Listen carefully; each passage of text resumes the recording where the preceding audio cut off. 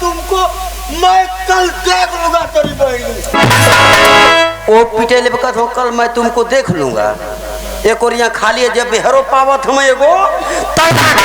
जब दोनों बराबर तो भागत हम गिरत परत केहनी ठेवना दांत मुँह तोड़त 11 बजे राती के घरे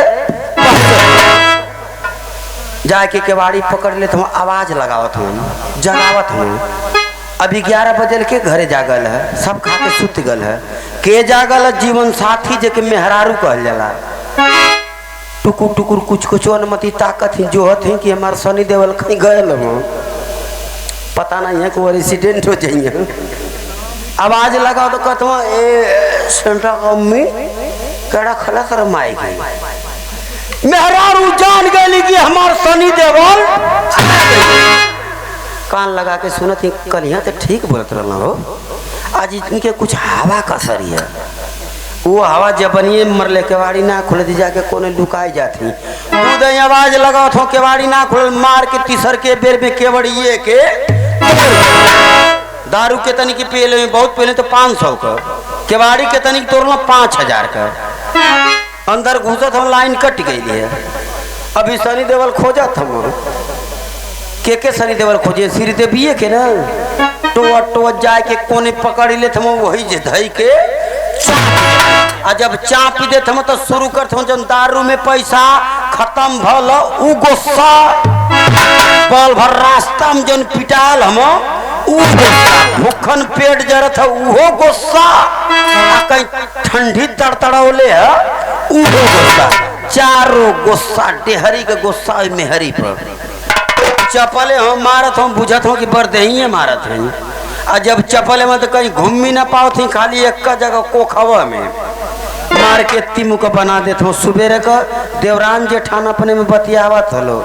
बनी बड़ा हुल्ला होत रहे कथी कि का करे सिंटुआ का पापा हमानो बेहाया हम रोज खा देते है वह बखान करते हैं। अरे रतिया मोर बल जोरी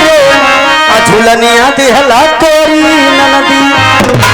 ससैया पियला शराब आ कैलस जिंदगी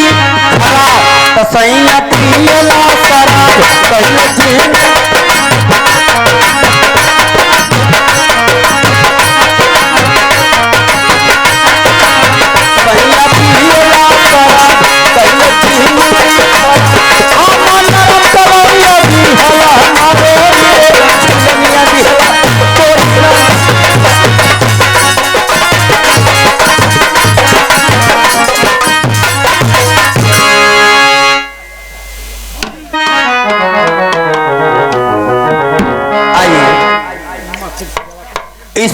कंपनी से पहले पौदान प्यारे मिस कुमारी गुड़िया जी उनके संगारी अर्चना जी एक संग में 2 सहेलियां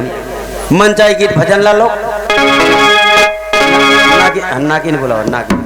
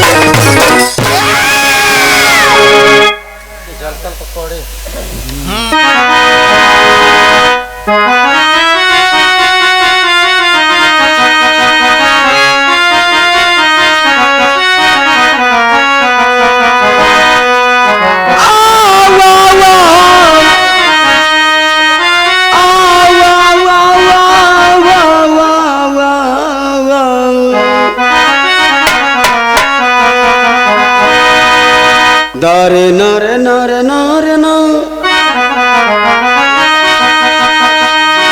दारे नारे नारे नारे नारे नारे नारे आओ मैडम काहे राजा पागल है हम राजा आ गइलो हम राजा यहाँ सब भिखारी बैठल है जा ई सब लोग राजा हो तीन लोग के राजा का सही का तो राजा आदमी के